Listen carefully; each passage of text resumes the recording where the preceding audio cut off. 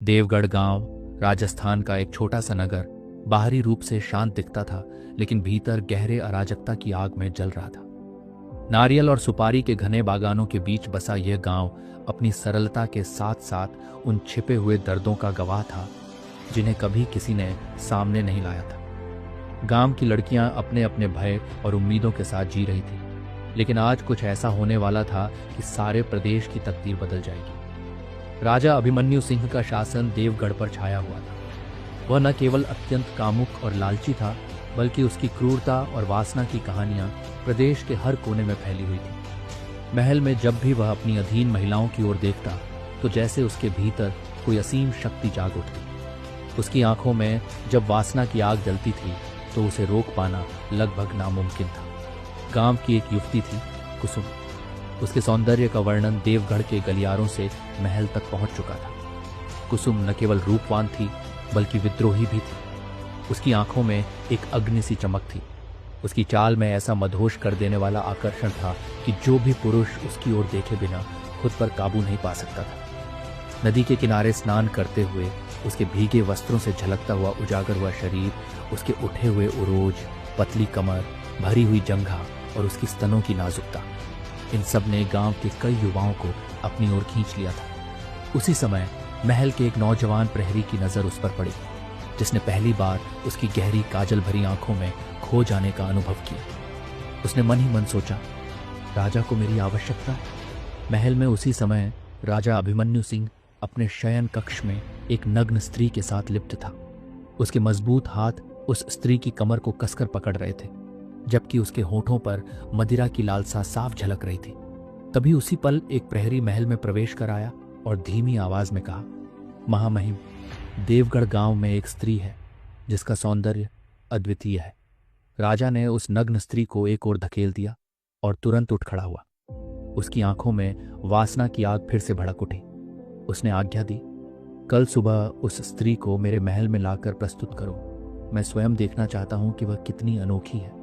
सुबह की पहली किरण ने महल के दरबार को रोशन किया, पर देवगढ़ में एक अजीब सी बेचैनी छाई हुई थी। सैनिकों ने कुसुम को महल आने का आदेश दिया था, लेकिन यह सम्मान का निमंत्रण नहीं था, बल्कि राजा के अधिनायकवादी स्वभाव की एक इच्छा थी जिसे ठुकराया नहीं जा सकता था। गांव की कई महिलाएं पहले से ही भयभीत थीं, क्योंकि उन्हें पता था कि राजा के बुलावे का अंत किसी स्त्री के लिए अभिशाप से कम नहीं होता।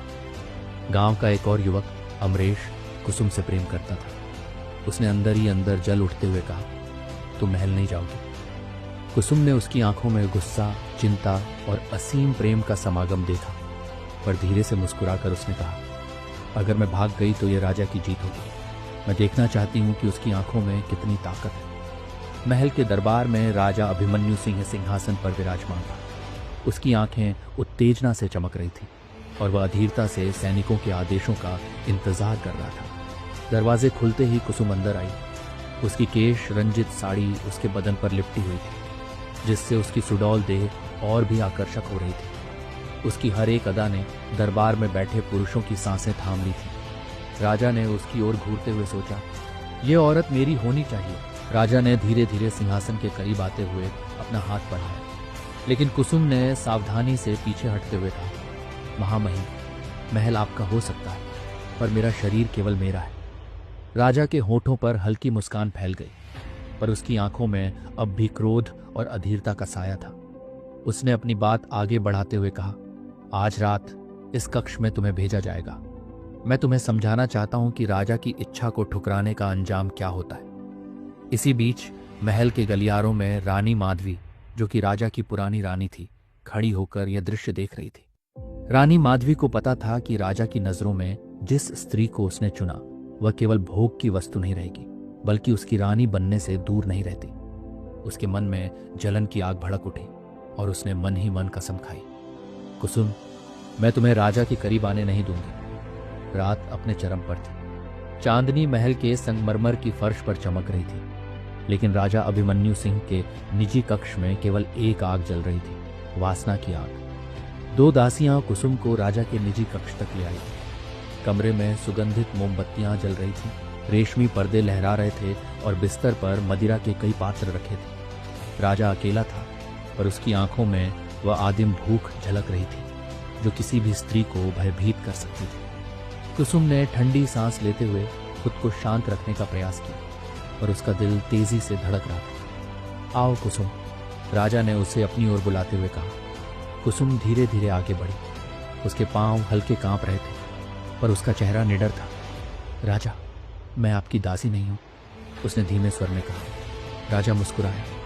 मेरी हर स्त्री जो इस कक्ष में आती है मेरी बन जाती है, तुम कोई अलग नहीं होगी। उसने कुसुम की कलाई पकड़ ली और उसे अपनी ओर खींच लिया। कुसुम का दिल जोर से धड़कने लगा पर उसकी आंखों में अब केवल एक योजना की चमक थी। राजा ने उसे अपनी गोद में बैठाते हुए कहा, अब तुम मेरी हो।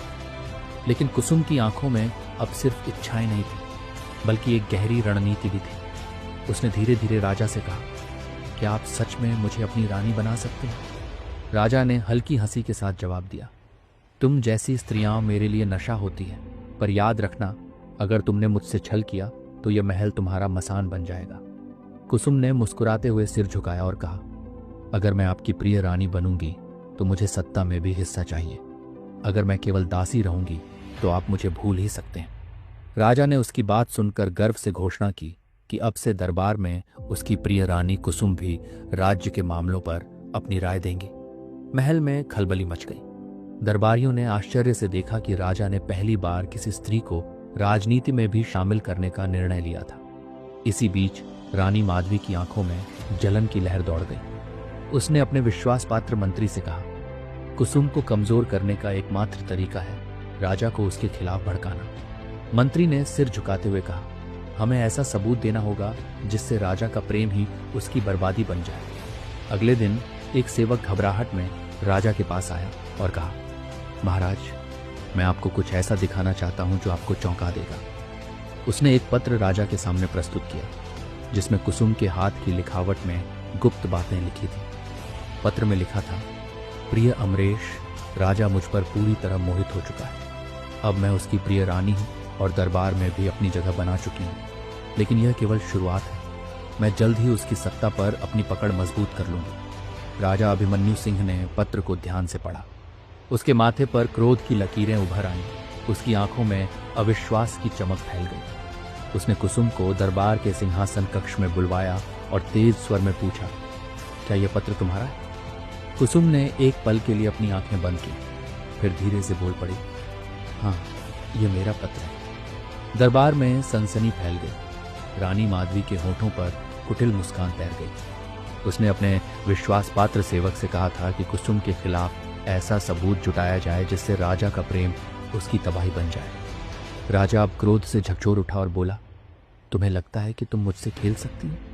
तुमने मेरी आंखों में झूठे प्रेम की आग जगाई, मेरे बिस्तर में अपने नखों का जादू चलाया और अब कह रही हो कि तुमने विश्वासघात नहीं किया। कुसुम ने गहरी सांस लेते हुए एक कदम आगे बढ़कर कहा, मैंने वही किया जो न्यायोचित था। क्या यह गलत है कि मैं अपने लोगों के लिए सोचती हूँ? क्या यह गलत है कि मैं देवगढ़ की लड़कियों को आपके शोषण से बचाना चाहती हूँ? राजा का क्रोध चरम पर पहुंच गया। उसने कुसुम की कलाई पकड़कर झटके से खींच लिया और गूंजती हुई आवाज में कहा, अब मैं तुम्हें दिखाऊंगा कि एक विश्वासघाती स्त्री का अंजाम क्या होता है। तभी कुसुम ने अपने वस्त्रों के भीतर छिपी एक छोटी कटार निकाल ली और राजा की गर्दन पर दबा दी। पूरा दरबार सन्न हो गया।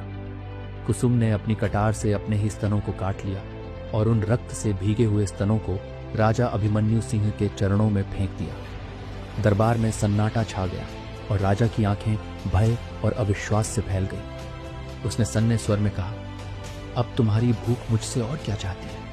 कुसुम ने दृढ़ स्वर में जवाब दिया, अब तुम मुझे भोग नहीं सकते। मैं अब केवल एक विचार हूं, एक चिंगारी जो तुम्हारे पतन की आग जलाएगी। उस क्षण दरबार में उपस्थित सभी व्यक्ति थम गए। कुसुम की इस कुर्बानी ने न केवल उसकी व्यक्तिगत जीत की घोषणा की बल्कि विद्रोह की भी शुरुआत कर दी थी। उसकी योजना अब पूरी तरह से रंग लाई थी। पहला कदम था राजा की प्रिय रानी बनना, दूसरा था महल में अपनी पकड़ मजबूत करना और तीसरा था राजा को उसके ही पापों के भार से कुचल देना। राजा अभिमन्यु सिंह, जो कभी अजय और असीमित लालसा से भरपूर था, अब अपने ही महल में सबसे अधिक कमजोर महसूस करने लगा। दरबार में मौन व्याप्त था, जबकि कुसुम ने सिर ऊंचा करते हुए महल से बाहर निकल जाने का निर्णय किया।